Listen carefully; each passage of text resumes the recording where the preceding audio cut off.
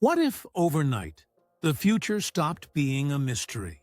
You wake to the pale gray light of dawn seeping through your curtains, the kind of light that makes the world feel caught between dreaming and waking.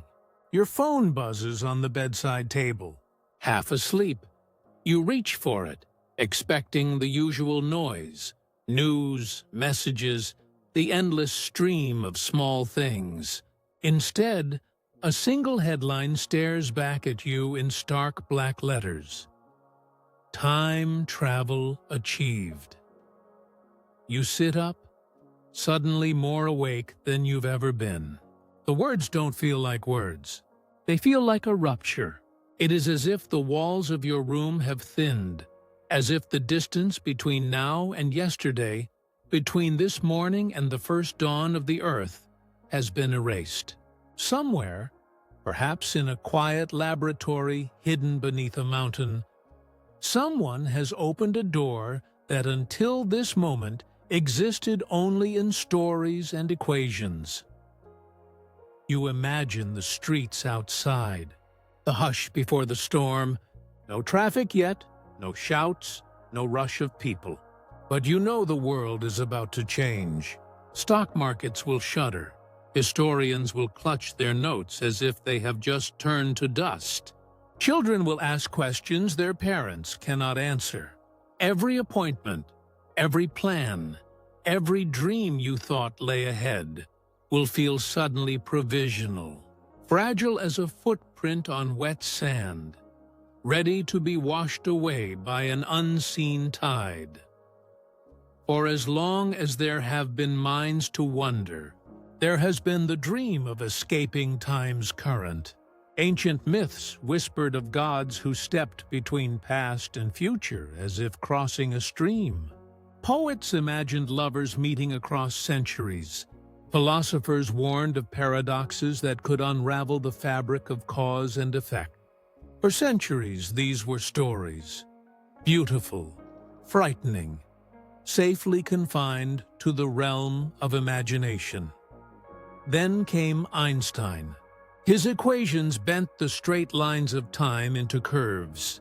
The universe, once thought to be a stage where events marched in order, was revealed as a flexible sheet that could be warped by gravity and motion. Suddenly, the past and future were not fixed places, but regions of a greater whole.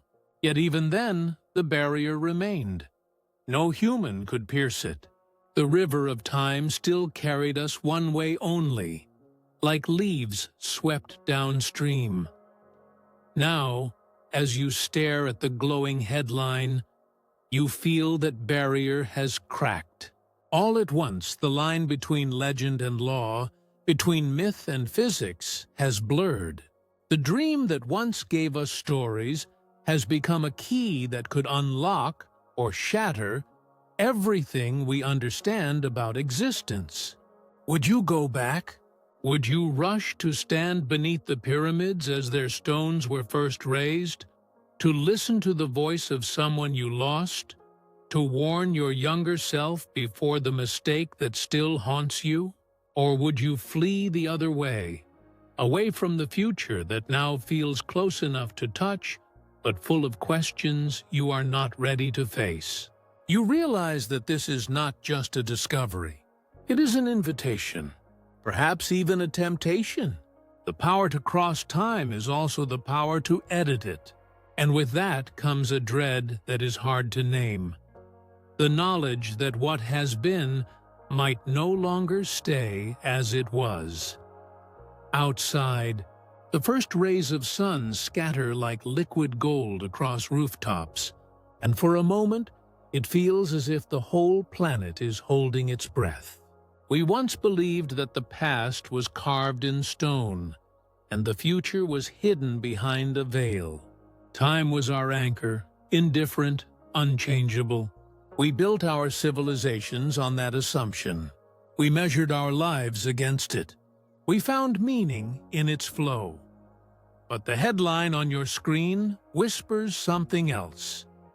That the flow may have been only an illusion, That our timelines, which we thought were unbroken threads, may be as fragile as mist in morning light. That what we called history might be rewritten by hands, yet unborn. The more you think, the more the questions multiply. If tomorrow's discovery can send someone back to yesterday, then every decision you have ever made could be revisited, revised, undone.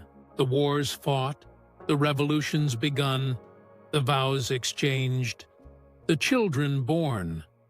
No longer inevitable, no longer safe. Even the memory you hold most dear could be just one version of events, one that might dissolve if another traveler makes a different choice. And yet, with the dread comes a spark of awe. Time, the silent master of all things, might at last be approached, spoken to, bargained with. The horizon we once thought infinite and untouchable could become a threshold. Beyond it waits not only the story of our origins, but the story of what we may yet become. The clock on your wall ticks softly. You notice how the seconds slip away, each one vanishing the moment it is born. But now you wonder, is it vanishing or simply moving somewhere else? Into a vault that someone might someday visit, like a library of vanished moments. You picture the ticking clock dissolving into starlight, each grain of time a mote drifting in a cosmic sea. You imagine footprints pressed into sand at the edge of an ocean, so clear in the calm dawn light. Then a wave rolls in, and in a single breath the prints are gone. You have always believed the wave's erasure was final, but what if, tomorrow, someone steps into the water and retrieves those lost prints, holding them up as proof that nothing is truly lost, only misplaced in another moment? Your heart beats faster. The idea feels as immense as it is intimate. You think of the people you miss. You think of the mistakes you have made. You think of the unborn generations who might look back not with distant curiosity, but with direct influence. You think of the future, no longer a mystery, but a place as vulnerable as the present. Somewhere out there, in the still dark corners of the waking world, the news is spreading like the first tremors of a coming quake. The laws that governed yesterday are breaking apart. The meaning of before and after is beginning to blur. The world as we know it stands on a thin edge, ready to fall forward or backward. And you know, though you cannot yet explain why, that if tomorrow brings the power to cross time, the world as we know it ends and begins again. Gravity slows time. That single sentence overturns centuries of human instinct. We grew up believing that time was a steady drumbeat, the same everywhere, for everyone, an invisible river flowing at a constant pace. But the deeper we looked into the cosmos, the more that illusion began to fracture. Time is not a river. It is a dimension, pliable, warped by the very fabric of reality itself. Imagine floating above Earth on the International Space Station. You circle the planet 16 times every day, racing at nearly 8 kilometers each second. From that vantage point, your clock ticks just a little slower than the ones on the ground. After a 6-month mission, you return to Earth having aged about 0.0014 seconds less than those you left behind. It is an imperceptible difference to human senses, but it is real. A measurable crack in the idea that time marches equally for all. This is not fiction. It is the first quiet whisper that time's flow can be bent. The revelation came in 1905 and 1915, with Einstein's special and general theories of relativity. Before him, Newton's universe was a grand clock, gears turning with absolute precision. Space was an infinite stage, and time was the unchanging rhythm against which all motion was measured. But Einstein saw that this rhythm depends on perspective. The faster you move, the slower time runs for you compared to someone standing still. And if you stand close to a massive object, say a planet or a black hole, time itself drags and stretches, slowed by gravity's pull. Visualize space and time not as separate entities, but as a single continuous fabric. Space-time. Imagine laying a rubber sheet across a table and sprinkling tiny clock faces across its surface. Place a heavy ball in the center to represent a planet. The sheet dips under its weight, and the clocks near the ball sink into the curve. They tick more slowly than those far from the dent. Gravity is not just pulling on objects. It is sculpting the shape of time itself. We have proof of this everywhere we look. The satellites that guide your phone's GPS must constantly adjust their onboard clocks because they orbit above Earth's gravitational field, where time flows slightly faster than it does on the ground.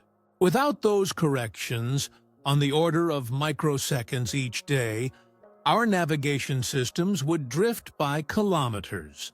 Muons, ghost-like particles born in the upper atmosphere by cosmic rays, should decay before reaching the surface. But because they are traveling near the speed of light, time for them runs slower, and they survive the journey. Nature itself is already offering us glimpses of travel into the future. By moving fast enough, or by lingering near immense gravitational masses, one can slide forward in time compared to everyone else. These are not just technical footnotes. They reveal something profound. Time is not fixed. It stretches, it shrinks. It can even, in the strangest corners of physics, bend back on itself. If we push the equations far enough, certain solutions emerge. Mathematical corridors that loop through space-time called closed time-like curves. They suggest that under extreme conditions, the fabric of the universe might fold in such a way that a traveler could return to their own. Past one theoretical bridge to such loops is the wormhole, a tunnel through space-time connecting distant regions as if they were adjacent.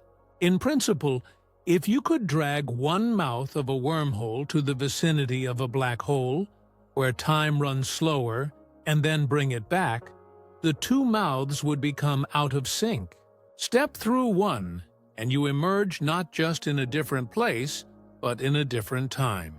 The math works on paper. The problem is that wormholes, if they exist, seem to collapse faster than light can cross them. To hold them open would require exotic matter with negative energy density, a substance we have yet to find in nature. Another candidate, Sonaradu Andrikoanadian Sanenru, more austere but equally strange, is the cosmic string, an ultra-thin defect in space-time, perhaps left over from the early universe, infinitely long and unimaginably dense. If two of these strings passed close by each other, the warping they create could allow a spacecraft to circle them and arrive before it departed. It sounds like fantasy, but it is written in the mathematics of general relativity. Yet every such doorway comes with a shadow. Paradox.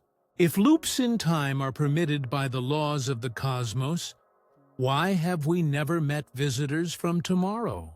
This is the paradox teased in countless stories. The grandfather paradox, the bootstrap paradox, the fragile logic that threatens to break causality. Some physicists argue that the universe enforces consistency through as yet unknown laws, closing the loops before they can be exploited. Others suggest that if time travel is possible, it may only work in a self-consistent way. You cannot change the past. You can only fulfill it. The equations allow these strange possibilities, but reality is stubborn. We have no empirical evidence of wormholes or cosmic strings. Our experiments confirm only the milder warps. Time slowing in the gravity of a planet, or in the rush of near-light speed flight. Still, these small demonstrations hint that the barriers are not metaphysical. They are practical. If technology could someday harness enough energy and manipulate space-time on grand enough scales, then the door to deeper forms of time travel might swing open.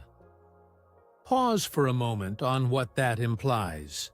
The steady ticking of clocks in your room, in your veins, in the orbit of Earth itself, is not the bedrock we thought it was. It is a local condition shaped by mass, speed, geometry. Time is pliable. It is the shadow cast by the universe's shape. That is both liberating and unsettling. We are not passengers on a single unyielding river. We are swimmers in a cosmic sea whose currents change with gravity and motion. Imagine a beam of light passing near a massive star. Instead of sailing straight, it arcs, pulled not by an invisible hand, but by the very warping of the space and time it travels through. Where the light bends, so does the clock's rhythm. That simple image, a ray of light curved by gravity, tells us that time itself is caught in the same web. Consider again the astronaut orbiting Earth, aging more slowly than their twin on the ground. Extend that to a traveler skimming the edge of a black hole, where gravity's pull is so extreme that minutes for them might be years for someone far away. For that traveler, the future is not a distant goal. It is something they can reach by simply waiting in the right place. But the past remains elusive.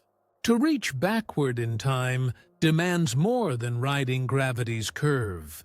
It requires twisting space-time into loops. The mathematics suggests paths, but nature keeps its secrets. Perhaps there is a deeper rule we have yet to grasp, one that preserves causality and forbids such loops. Or perhaps the universe is already threaded with them, but they are hidden behind horizons we cannot yet cross. The tension between what is allowed by theory and what is realized in practice is where science lives. Each discovery has stripped away another illusion, revealing a cosmos stranger and more flexible than we dared to imagine. We once believed Earth was the center of creation. We once believed time was a uniform heartbeat. We were wrong on both counts. As you reflect on this, a flicker of philosophical awe rises alongside the scientific detail. If time is not fixed, then history is not a static story. It is a texture, shaped by the forces and masses of the universe. We live not in a single, unalterable timeline, but in a fabric that responds to gravity, to motion, to the energy we one day might wield. That realization is both humbling and electrifying.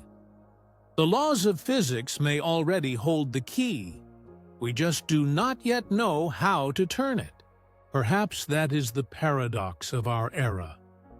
To understand that time is pliable while being trapped, for now, in its forward march. We measure, we calculate, we test, each experiment another tug on the fabric. Somewhere in those equations lies the next crack in the illusion. Somewhere, maybe, is the first real step toward the door that leads beyond the present. The collider should have been quiet by then. It was past midnight at the underground facility, the long ring of superconducting magnets humming softly like a sleeping animal.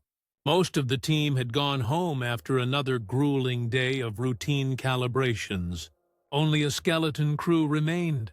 Grad students nursing half-cold coffee, senior engineers watching data scroll across their screens like rain down a window. The next test was supposed to be trivial. A pulse of energy no longer than a heartbeat, just to check the stability of the new magnetic containment field. But as the countdown reached 0, something happened.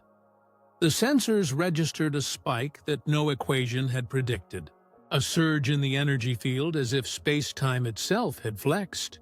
In the center of the ring, a pale shimmer appeared, at first like heat rising from asphalt, then tightening into a thin, luminous oval.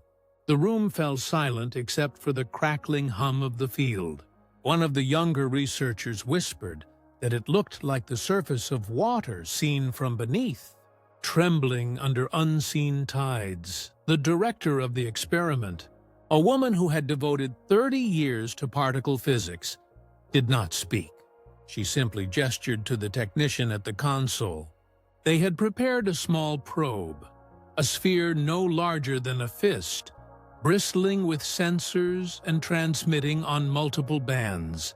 It was designed for brief, controlled tests of high-energy fields. Now, it became something else. The first object to approach what might be a doorway. They guided the probe forward on a motorized arm. The moment its polished surface touched the glowing oval, there was no splash, no flash, only a quiet ripple. And then it was gone. The console lights showed its telemetry continuing for a heartbeat, then flatlining. The probe had vanished as if erased. The air in the chamber felt heavier, as though the world itself was holding its breath. That night, the world outside slept unaware. But in that underground hall, something fundamental had shifted. They were supposed to shut the experiment down, write a report, analyze the anomaly. Instead, they found themselves staring at the empty air where the probe had been, thinking the same impossible thought. Perhaps the probe had not been destroyed. Perhaps it had gone elsewhere. In the following days, word spread, first as rumors within the Institute, then as encrypted reports to a select government committee. A quiet panic set in among the physicists. They checked every calculation, reran every simulation. The anomaly persisted. It was as if the new field had pinched space-time and created a tunnel leading away from the present moment. The second test was scheduled under tight security. This time they attached a more advanced probe, one capable of recording and transmitting even if severed from its origin point. They activated the field, watched the oval shimmer into being like a vertical pond of liquid starlight, and sent the probe through. For 3 seconds, the data stream was normal. Then, a burst of noise, a strange signature that some swore was a signal, and silence. A single timestamp in the final packet of data made the team freeze. According to the probe's internal clock, it had arrived 5 hours earlier than it had departed. News of this breakthrough could not be contained for long. Even as officials debated how to handle the discovery, whispers leaked to journalists. Within weeks, the world was ablaze with speculation. Some dismissed it as a hoax. Others claimed it was the dawn of a new epoch. The stock market oscillated like a pendulum. Leaders of rival nations held tense meetings behind closed doors. Religious figures took to pulpits and screens, warning that humanity was trespassing in sacred territory. In laboratories and universities everywhere, old dreams woke again. Theoretical models that had sat in journals for decades were dusted off, scrutinized for clues. Was this anomaly a wormhole? A short-lived, human-made Einstein-Rosen bridge stabilized by the collider's field? Or had the probe exploited some quantum entanglement effect, slipping along hidden connections in the vacuum? The breakthrough united and divided the world in equal measure. On one hand, there was awe. At last, a sign that time was not an unbreakable chain, but a web that might be traversed. On the other hand, there was dread. If such a gate could be opened, could it be controlled? Or would every attempt to step through risk splintering history? By the third experiment, the gate could be held open for nearly 30 seconds. Cameras mounted near the event horizon, if such a phrase could be used for what was essentially a shimmering disk in the air, captured images that defied easy interpretation. A control room clock appeared in the footage, but its hands moved at a different pace. A fragment of sound emerged from the noise, indistinct, but with a cadence that felt eerily human. Governments moved swiftly to classify the project, placing it under a joint international commission. Yet secrecy in the age of a connected planet was impossible. The moment a single image leaked, a still frame of the glowing oval humming in a darkened lab, it spread across every screen on Earth. Headlines declared, "The doorway opens." Public reaction was a storm. In some cities, crowds gathered in candlelight vigils, praying for wisdom. In others, protesters demanded the research be halted, warning of doom. Markets for historical artifacts surged as collectors speculated they might soon become either priceless or meaningless. There were frantic debates about whether stepping into the gate might alter the past, erasing loved ones, entire cultures, even ourselves. And beneath all the noise was a quieter, more personal ripple. Families wondered if they could see ancestors long gone. Patients with incurable diseases hoped for future cures brought back across time. Children asked if dinosaurs could be visited like zoo exhibits. Everyone, in their own way, felt the pull of that shining oval, the promise and the peril of stepping beyond the present. Inside the facility, the scientists themselves were torn. The discovery was intoxicating, but every test left them with more questions. Why did the field form here and not elsewhere? Did it connect 2 points in space, or 2 moments in time, or both at once? Could anything sent through return, or was the path one way? Theories bloomed like fractal patterns, each one opening new corridors of hope and fear. On the day of the first human trial, the world seemed to pause. The volunteer, an experienced test pilot, stood before the gate in a suit lined with sensors, heart rate steady despite the cameras and observers watching through reinforced glass. The oval shimmered like moonlight on deep water. Engineers counted down the final seconds. The pilot stepped forward, paused at the edge, as if listening to a distant call, and crossed. For an instant, nothing changed. Then the pilot was gone, and the oval winked out like a snuffed candle. Monitors scrambled to catch the data feed. For nearly an hour, there was no word. Then a signal arrived, fragmented but unmistakable. The pilot's voice, calm yet strained, reporting landmarks that no longer existed in the present world, but matched records of the city's outskirts a century ago. The first leap had been made, not into distant galaxies, but into our own past. Humanity had crossed its first temporal threshold. The announcement reverberated across the planet. Crowds gathered before screens in stunned silence. Some wept with joy, imagining reunions across centuries.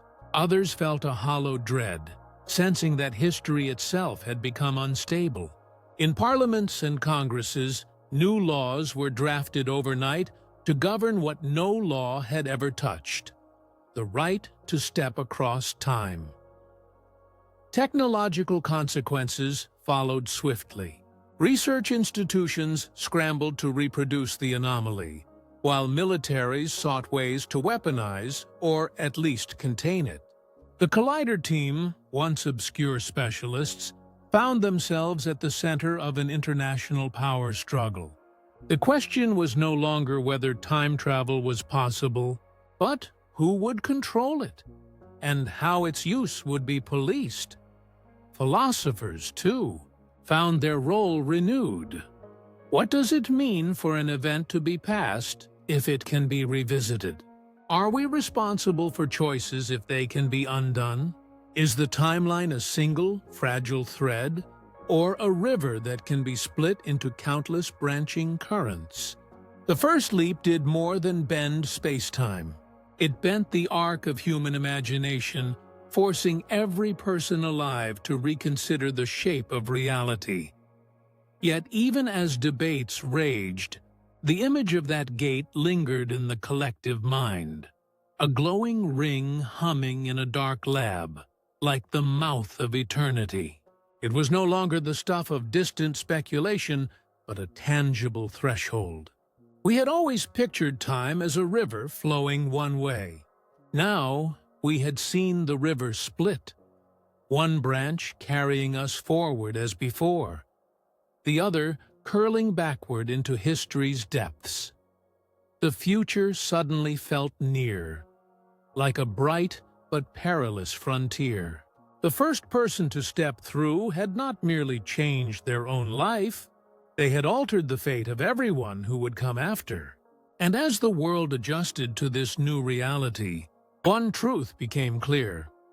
The moment we opened the gate, we invited both the past and the future to rewrite us. A single misplaced footstep in the past might erase the world you were born into. The thought alone is enough to still the breath. We have always imagined history as a stage built of stone, solid, enduring, indifferent to the dramas that play out upon it.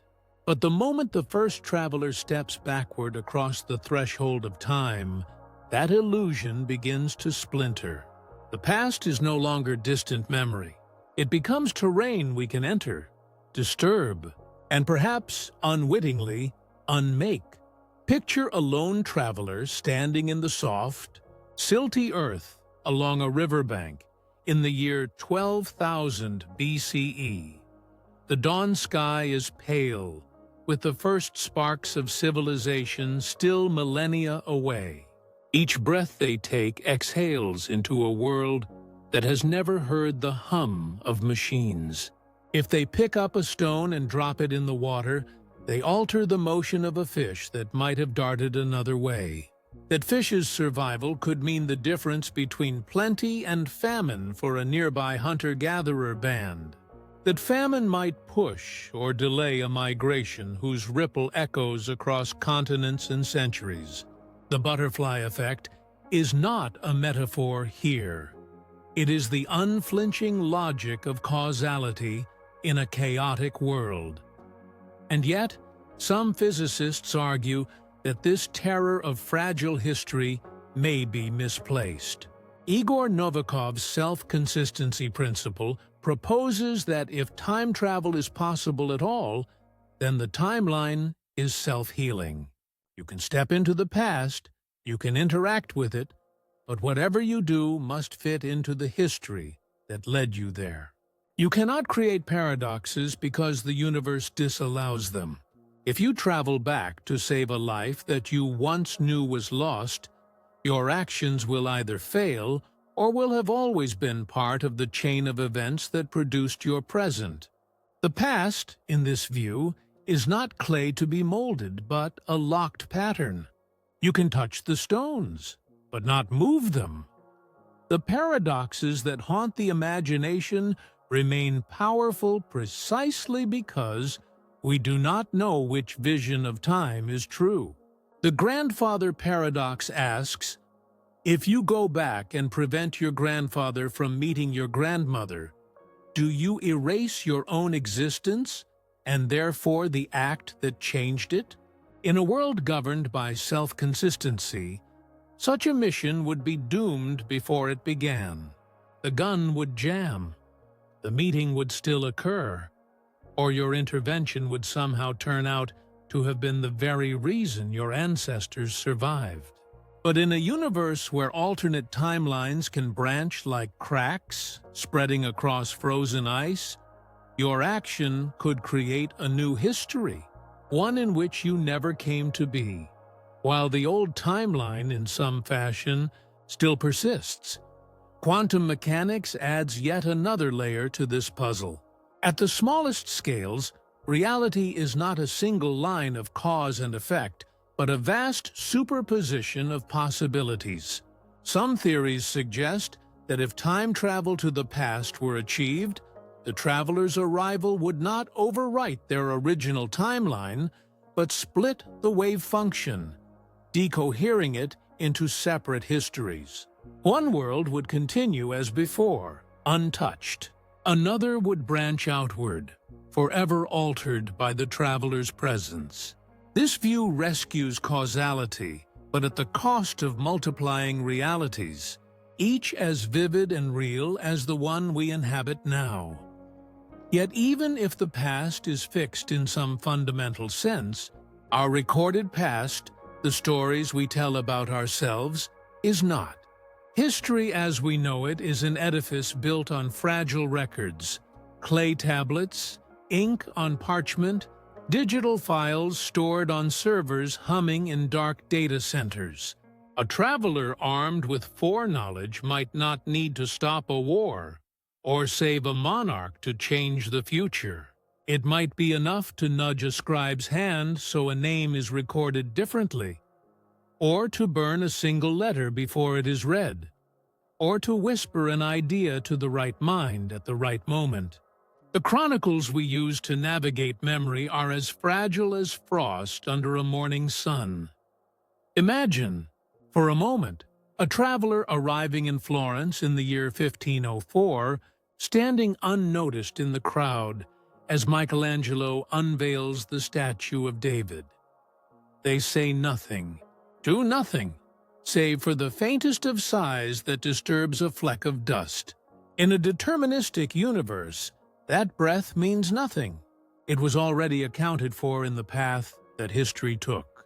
But in a branching multiverse, that sigh might shift a mote of dust that irritates the sculptor's eye, causing him to set down his chisel for an hour, changing the rhythm of his work, changing the mood in which he later receives a patron's request. The consequences could ripple outward like concentric rings across a pond. Subtle at first, then decisive. To grasp the magnitude of this fragility, consider how sensitive complex systems are to initial conditions. Weather, ecosystems, social dynamics, each evolves according to rules that magnify the tiniest perturbations. A traveler who steps on a wildflower in a forest that later becomes farmland may alter the feeding path of a pollinating insect, which shifts the survival odds of a crop that sustains a village, which shifts the outcome of a battle decades later. These connections are invisible in the moment, yet in hindsight, they sketch the lattice of everything we call history. Physicists trying to test these ideas often turn to thought experiments, because no laboratory can yet host a human trip into the past. They simulate causal loops on quantum circuits, study systems that mimic retrocausal influences in controlled environments. So far, all results suggest that nature conspires to avoid contradictions. Every loop closes consistently. But this is far from proof. It may be that the kind of time travel we can create in the near future, if we create it, will probe deeper, confronting us with questions no equation can resolve in advance. The emotional weight of these paradoxes is as heavy as the intellectual one. Suppose you could return to the moment of a tragedy that shaped your life. An accident, a war, a loss. Could you resist the urge to intervene? If you acted and succeeded, would you still be the person who had reason to go back? Or would you become someone else entirely, severed from the very motive that set you on the journey? The act of saving a life in the past might dissolve the chain of events that led you to save it, raising the possibility that the mission would cancel itself like an equation balanced to zero. Philosophers have long argued that the human sense of self depends on a continuous thread of memory and causation. If time travel to the past breaks that thread, then identity itself becomes fluid. We could wake one morning to find the world unchanged in appearance, but subtly rewritten, our own memories mismatched to the events recorded in new histories. The thought is exhilarating and terrifying in equal measure. Picture the timeline as a vast frozen lake. We skate upon its surface, believing it solid and smooth. The moment we touch the past, we send cracks racing outward beneath our feet. Perhaps the cracks mend themselves as Novikov suggests. Perhaps they branch and multiply, carrying us to other shores. Either way, the lake will never look the same again. The illusion of permanence is gone. The fragility of the past forces us to confront a deeper question. What, truly, do we seek by reaching back? Is it knowledge, the hope of perfect understanding of how we came to be? Is it redemption, the desire to undo our mistakes and losses? Or is it, at the core, a rebellion against the one constraint we have never been able to escape? That we are creatures of the present, bound to watch the future unfold, but unable to touch what has already passed. Every advance in physics, from relativity's warping of space-time to quantum theory's branching uncertainties, has chipped away at the notion of an absolute linear history. And yet, at every turn, we discover boundaries. Not walls, perhaps, but conditions that hold the cosmos in some rough harmony. We may one day step into the past, but we will do so not as masters rewriting a manuscript at will, but as guests in a fragile theater, walking carefully so as not to topple its sets. The first journey backward will test whether history is a river that only flows one way or a maze with many paths. In either case, the past will never again be merely a story we tell. It will become a place, as real and as vulnerable as any land we can walk upon. And once that door has opened, we will know, by experiment rather than speculation, whether the footprints we leave in yesterday's soil will endure or will ripple outward to shape the world we return to. Knowing the future changes it.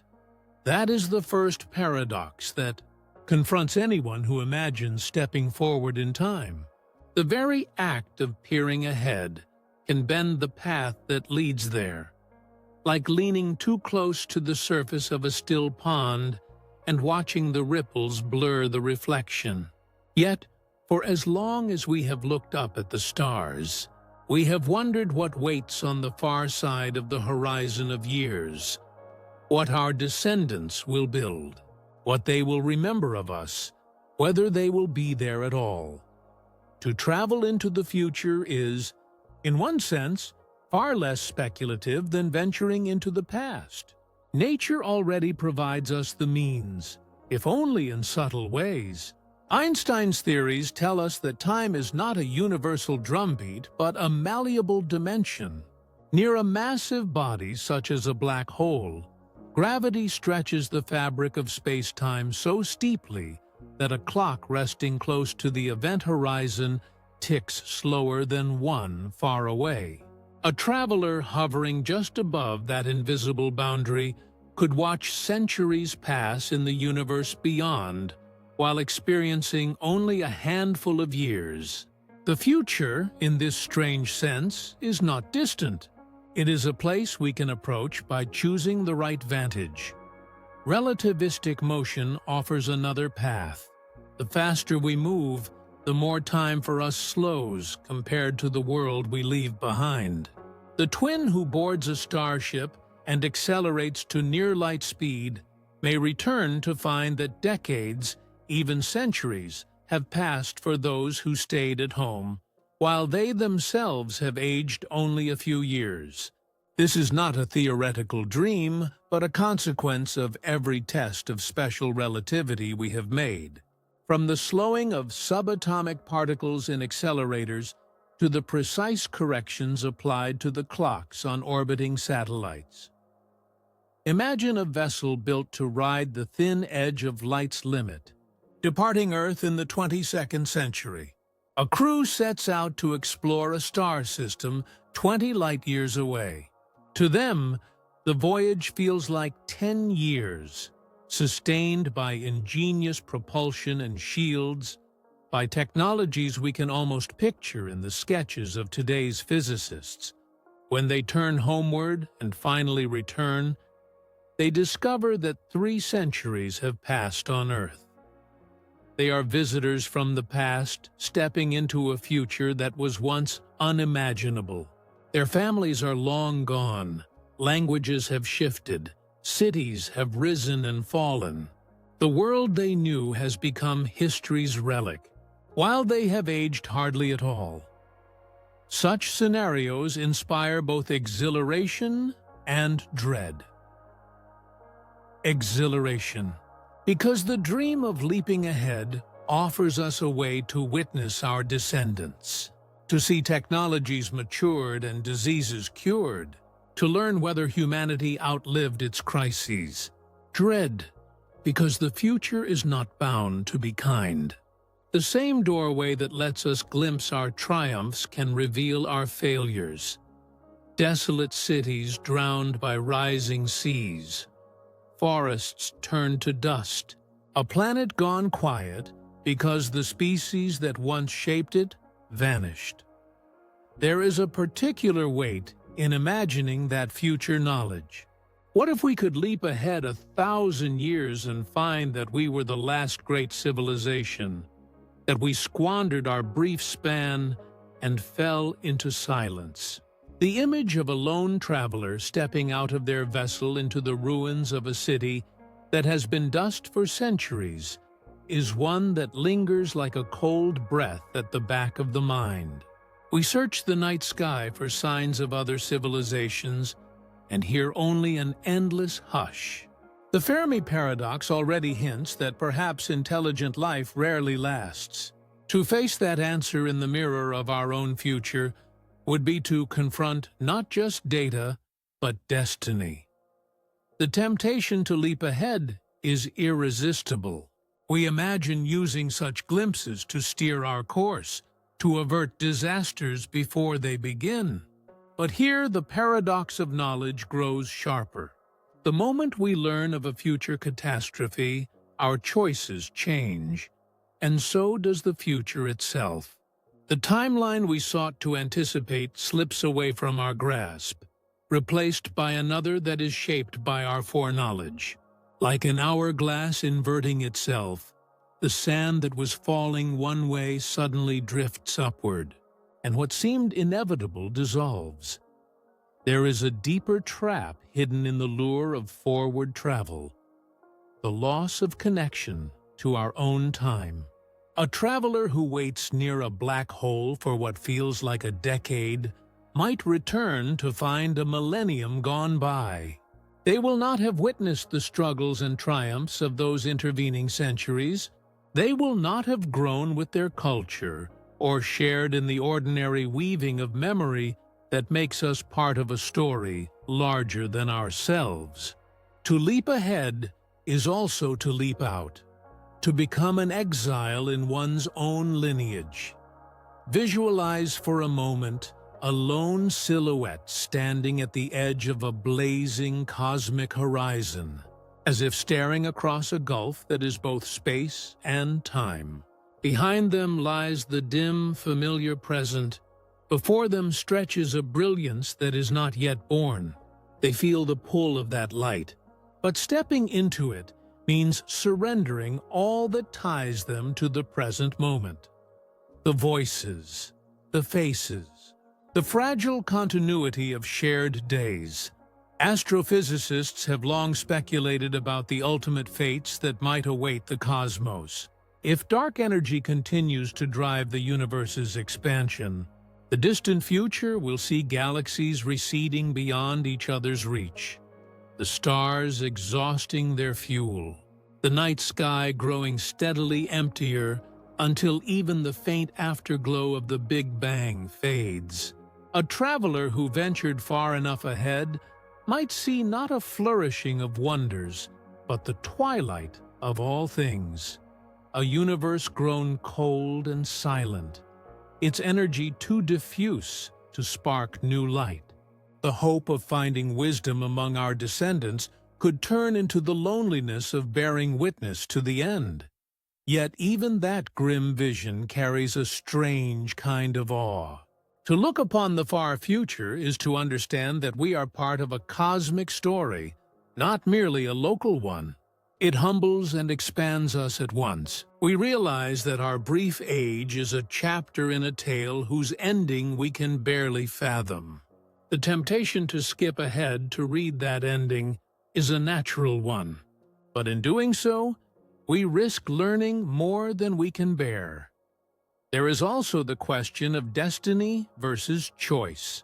If we see the future as fixed, then knowledge of it might give us solace or despair, but no agency. If we see it as mutable, then every glimpse becomes a gamble. By knowing what lies ahead, we alter the conditions that create it.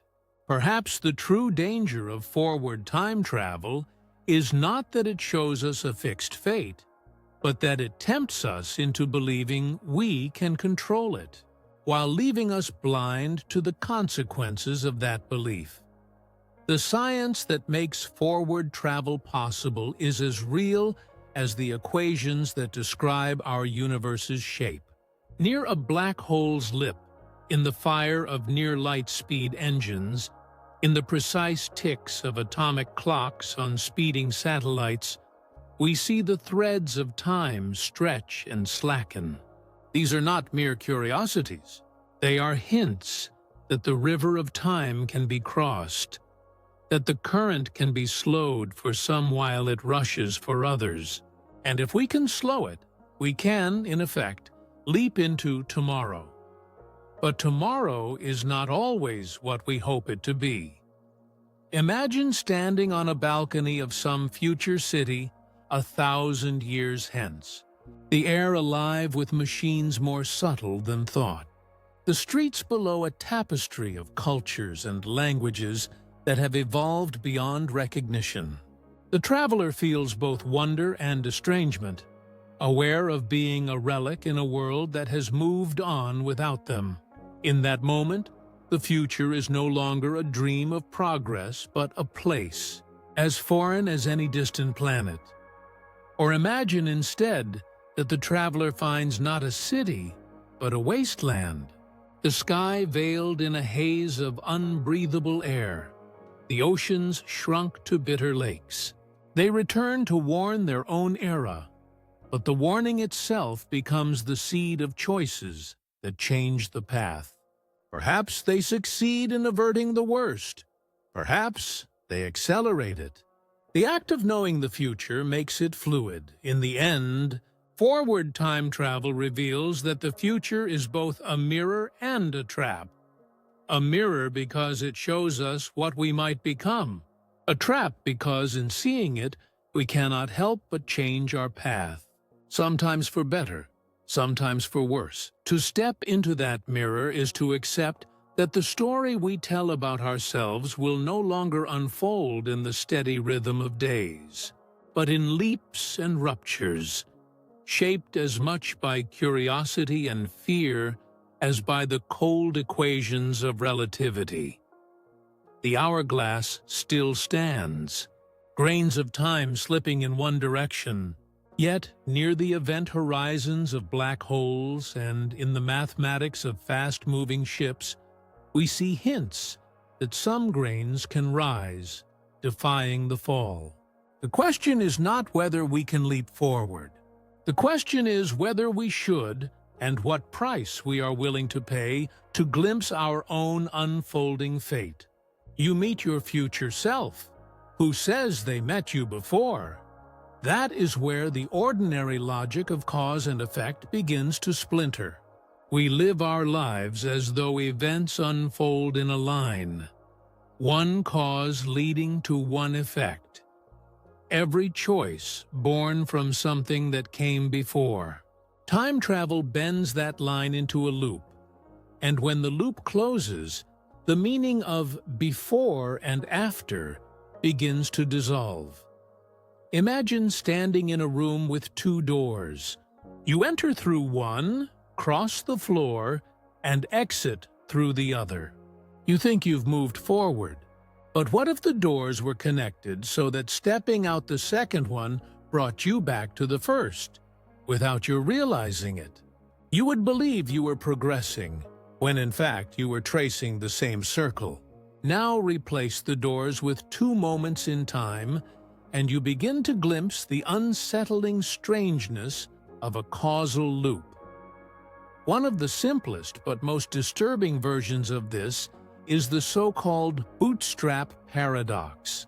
A scientist in the year 2100 receives a set of blueprints for a time machine, anonymously delivered.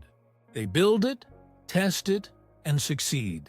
Years later, they grow old and travel back to the moment of their youth, leaving the blueprints for their younger self. Who, then, invented the machine? The design exists, but it has no origin. The idea is like a coin that is flipped in the air, but never lands on heads or tails. It simply exists in mid-motion, unanchored to any point in time. Stephen Hawking suspected that the universe itself might forbid such loops. His chronology protection conjecture suggested that some as yet unknown law of physics prevents the formation of time machines whenever they would allow backward loops in causality. In his playful phrasing, the laws of physics conspire to prevent time travel on a macroscopic scale. The conjecture is not proven, but it has a certain poetic symmetry, as if the cosmos resists the rewriting of its own narrative. And yet, the mathematics of general relativity stubbornly admits solutions. Wormholes, rotating universes, cosmic strings that permit closed time-like curves. The conflict between what the equations allow and what common sense rejects is one of the deepest tensions in modern physics. Every time we find a potential loophole, another problem emerges to close it. Infinite energy requirements, unstable feedback, singularities. It is as though the universe tolerates the idea of loops on paper, but refuses to host them in reality. Philosophers have wrestled with this too, often circling the riddle of free will. If you can travel into the past, can you act freely, or are you bound to play the role that history demands of you? The self-consistency principle proposed by Igor Novikov insists that you cannot change the past. Your actions, however bold, will fold themselves into the timeline that already exists. The universe, in this view, is deterministic down to the placement of each grain of sand. The traveler merely fulfills what has always been written, but not everyone accepts that constraint. Some theories, drawing on interpretations of quantum mechanics, suggest that every paradox is resolved not by forbidding the action, but by splitting reality. When you go back and make a change, the timeline does not resist. it branches. The you who remembers the original history still exists in one universe, while in another, a new sequence of events unfolds. This many worlds escape hatch preserves free will, but at the cost of multiplying realities endlessly. Like two mirrors facing each other, their reflections stretching into infinity. There is a peculiar irony here. Time travel, which we often imagine as a way to reduce uncertainty by confirming what happened or what will happen, ends up multiplying uncertainty instead. A traveler who tries to prevent a war may succeed in one branch but fail in another. Which outcome is real? Perhaps both? Perhaps neither in any exclusive sense. The very notion of a single, coherent history becomes slippery.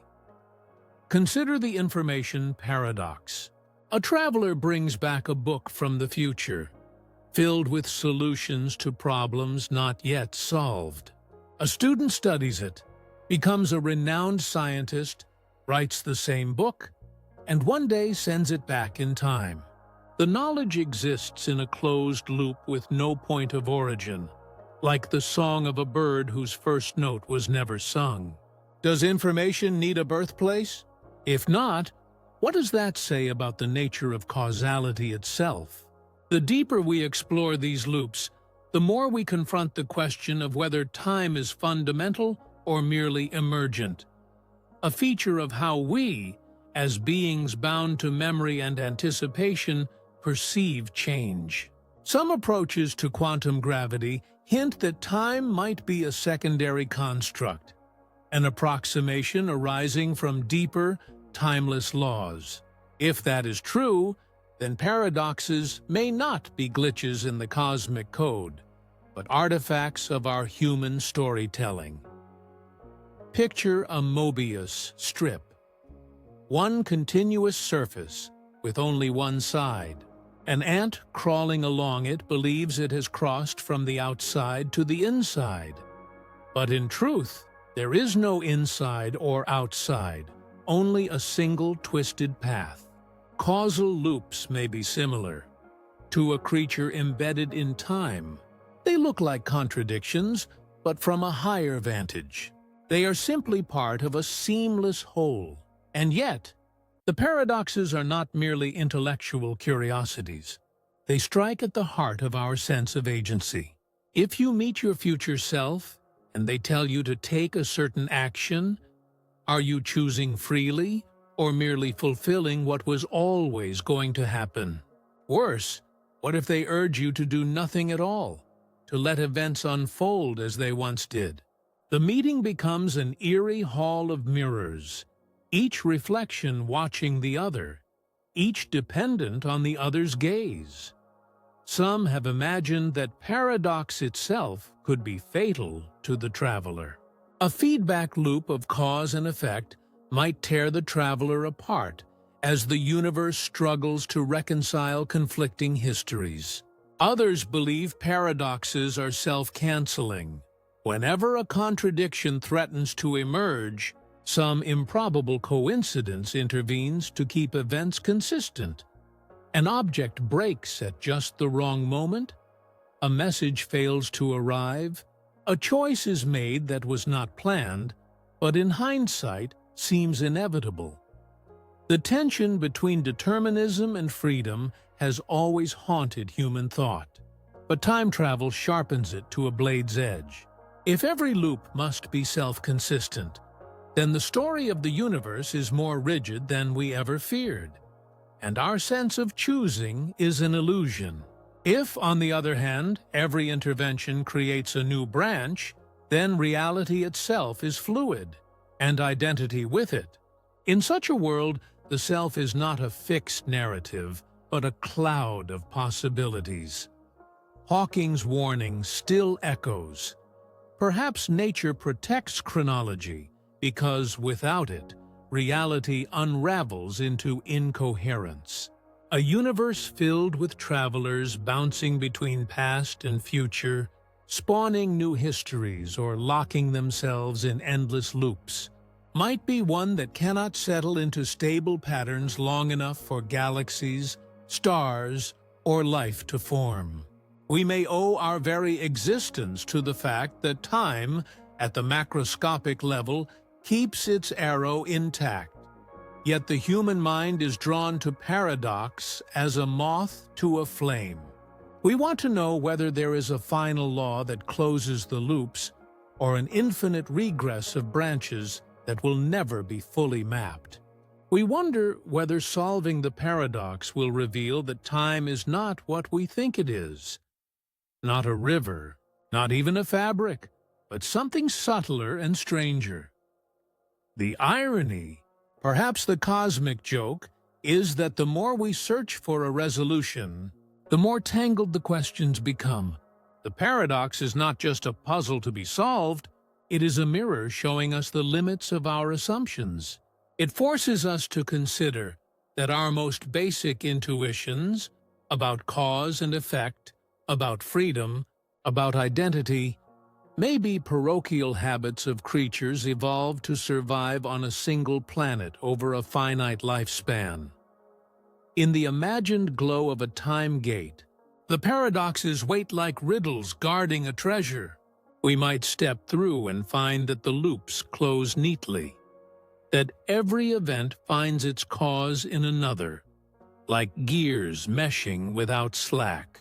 Or we might find that each step spawns a new path, and that the treasure is not a single truth, but a branching forest of possibilities. Either way, to open that gate is to invite the paradox in. It is to walk into a hall of mirrors, where the reflection that greets you may be your own face aged a century, or a stranger's face that somehow remembers yours. And beyond those mirrors, perhaps, lies not contradiction, but a deeper order we have yet to glimpse.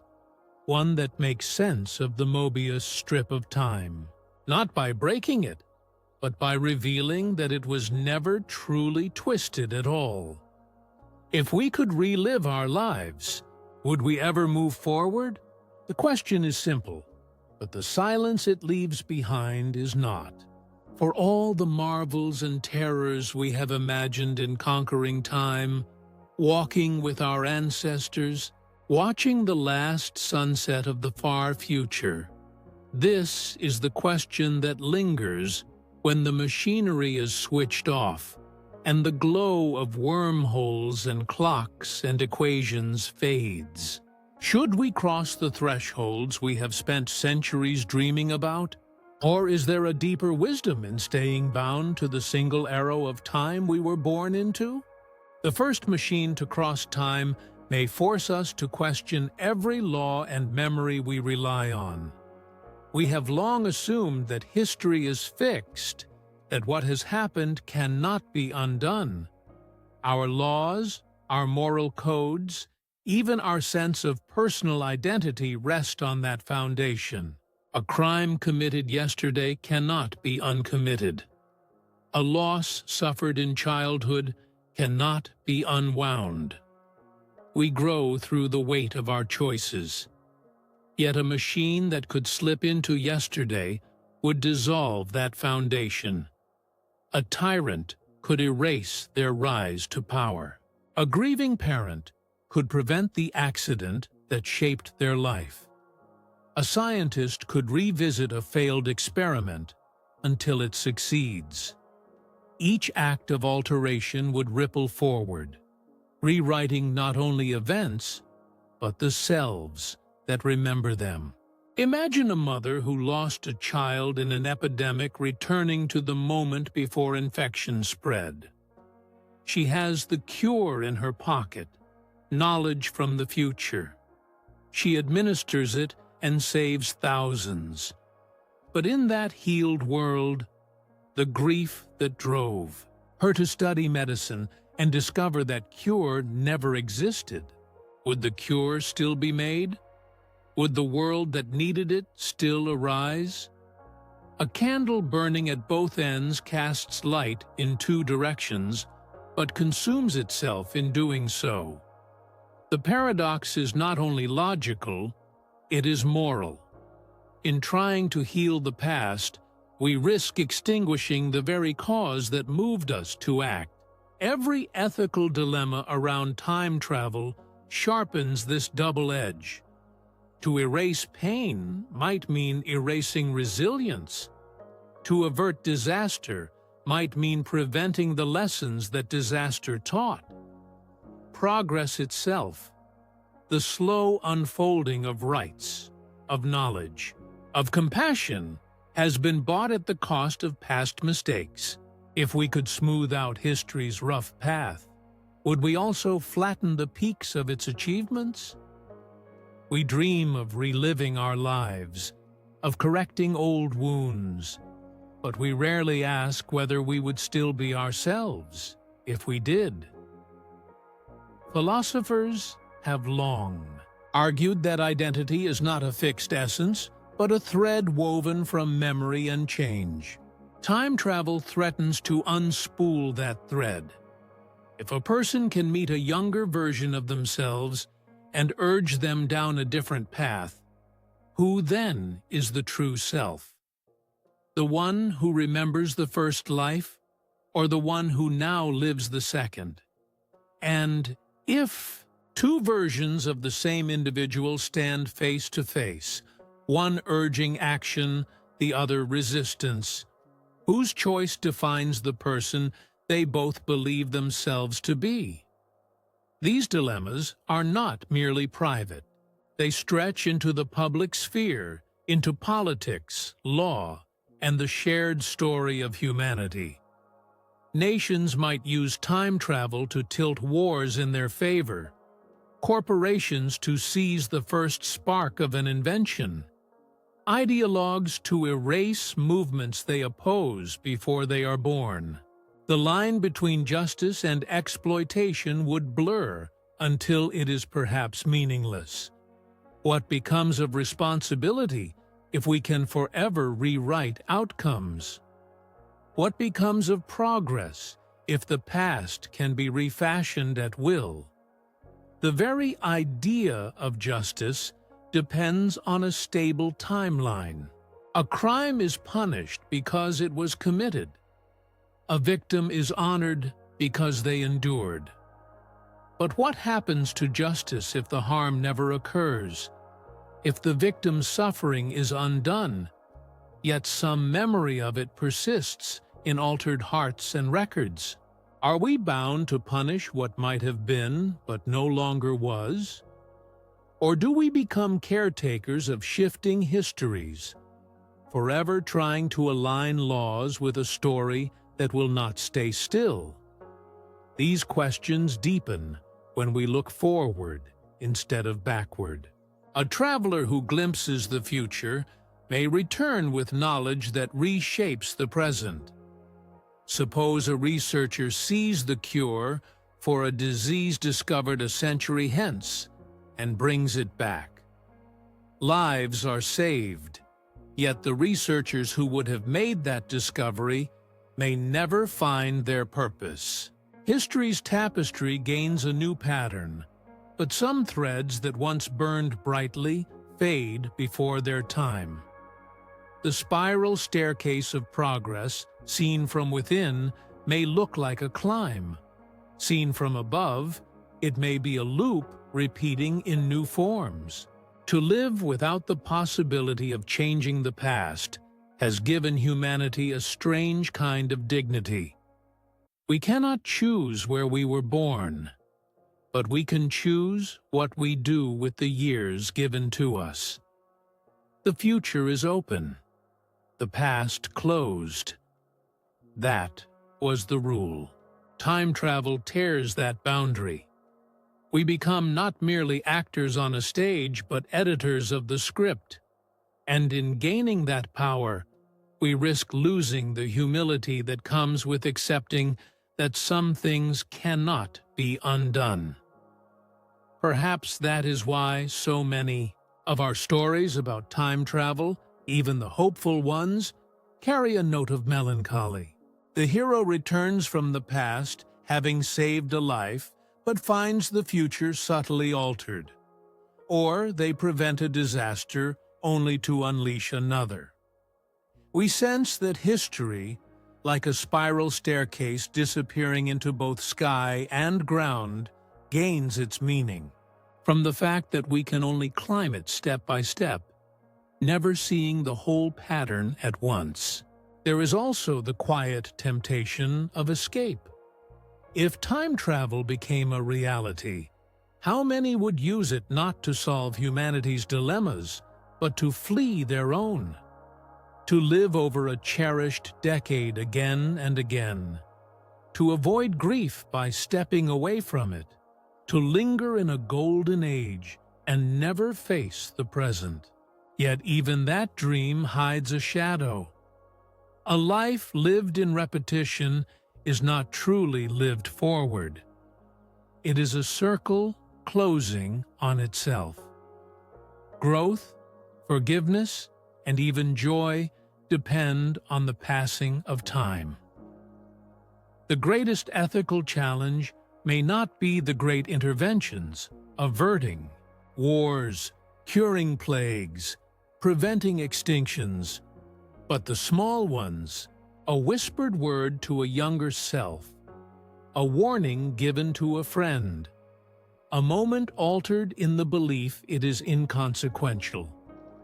We have learned through ecology, economics, and climate that systems are sensitive, that small inputs can lead to vast effects. The same will be true of history. To hold the power to alter it is to hold the weight of futures unseen, to risk becoming the gardener who uproots weeds and finds the soil itself collapses. As we contemplate these possibilities, another question arises. Why do we yearn to break time's arrow at all? What hunger drives us to look back with longing and forward with impatience? It is not merely curiosity. It is often grief, regret, fear. We look to the past to reclaim what was lost, to the future to glimpse safety or triumph. Time travel tempts us with the idea that we might be freed from loss, that the candle of our lives might burn at both ends without consuming itself. But loss, as painful as it is, may be part of what gives the moment we inhabit its irreplaceable value. Perhaps the greatest danger of time travel is not the loops and paradoxes, but the way it might unmoor us from the present. If we can always look back to try again, always look forward to check the ending, we may never truly dwell in the moment where life actually happens. We may lose sight of the fact that our only real power lies in how we meet the present, with compassion, with responsibility, with the courage to act without guarantees. The first generation to hold the key to time will face not just technological challenges, but a moral awakening. They will have to decide not only how to regulate machines, but how to preserve the meaning of history, the integrity of choice, the dignity of progress.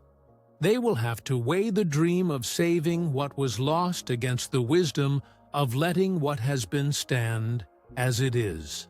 In the end, the real horizon may not lie in yesterday or tomorrow, but in the depth of our understanding of why we yearn to reach them. The impulse to master time may reveal itself as another expression of the oldest human desire, to find meaning in a universe that offers no guarantees. That meaning may not come from the power to revisit the past or preview the future, but from the way we carry ourselves in the fleeting present, knowing it will slip away and yet daring to love it for that very reason.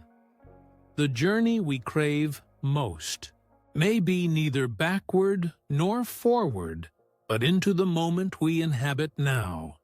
seeing it not as a narrow corridor between fixed walls, but as the only true meeting point of choice and consequence. To recognize that is to understand that the arrow of time, with all its one-way rigor, is not only a limitation, but also a gift.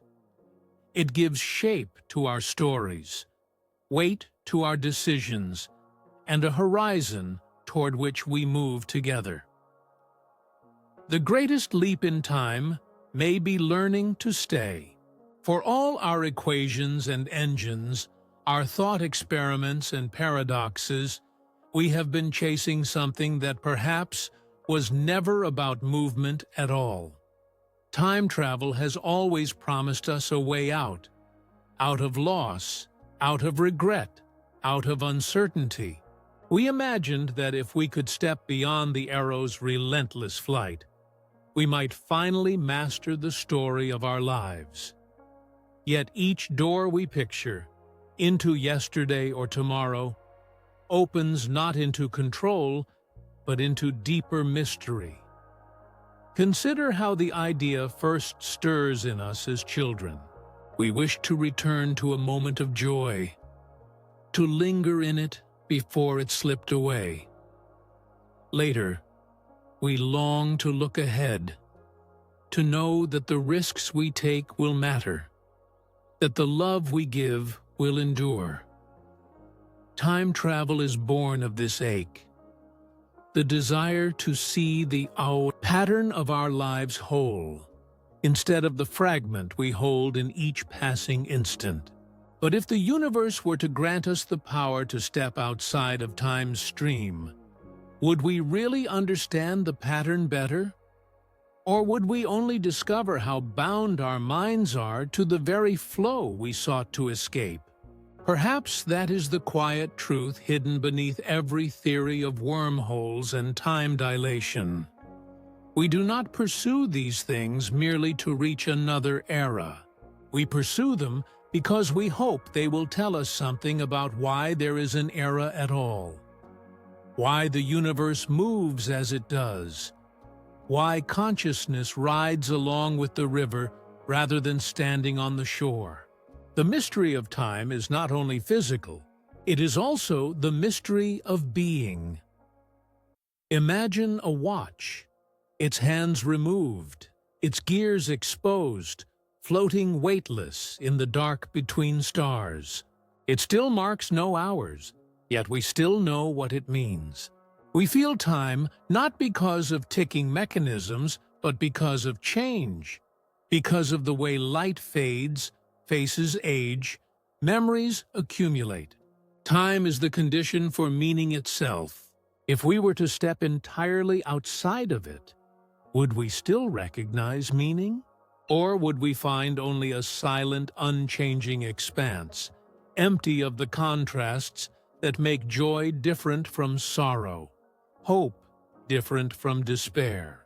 It may be that our yearning to master time is itself part of the story time tells.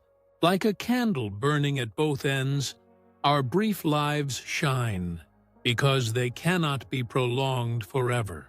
We sense the horizon ahead and behind and seek to reach beyond it. Yet each step we take forward or backward risks overlooking the ground beneath our feet, the present, where our choices truly unfold. The more we learn about time, the more it humbles us. We have found that clocks do not tick the same in all places, that light can bend and moments can stretch. We have glimpsed the possibility that the future already exists in some hidden sense, and the past may not be as fixed as we once believed. Still, the core of experience, this moment, now, remains the one point we can neither depart nor escape. It is the only portal that ever truly opens. Perhaps tomorrow's greatest discovery will not be a machine that carries us to other centuries, but an insight that reveals why we have always dreamed of going. We may find that the question of time is inseparable from the question of consciousness, that to be aware is to experience succession, and that without it, there is no story, no memory, no self. To step entirely out of time might not be to see all truths at once, but to lose the very lens through which truth is felt. Picture a lone figure standing on a vast plain at dawn. On the horizon glows a band of light. Neither rising sun nor distant gate, but something in between, as if the edge of time itself were just beginning to brighten. The figure lifts a hand, not in possession but in wonder, reaching not for an escape, but for understanding. That is the image that lingers, the human gesture, fragile yet persistent, seeking meaning in the face of a cosmos that moves on regardless. The future may yet bring the tunnels and bridges we have dreamed of, the shimmering corridors through which probes and people will step. We may learn to dip in and out of centuries as easily as we now cross oceans. But the most profound question will remain. What is the value of the journey if we do not grasp why we take it? To see a million tomorrows will not answer the riddle of a single heartbeat felt here and now. If we could step out of time tomorrow, would we finally discover what it means to live today? Or would we only find that the meaning we seek has always been here, in the present moment we are so eager to leave behind? That is the question we carry forward, the one that no machine can solve for us, and the one that makes the pursuit itself worth telling. As the credits of our long quest for time travel draw near, the screen need not fade to black. It can hold instead the image of that single human silhouette at the glowing horizon, poised between wonder and restraint, between the wish to reach further and the wisdom to pause. The universe still turns, the candle still burns, and in the small space we call now, we are given a chance not merely to pass through time, but to make something of it.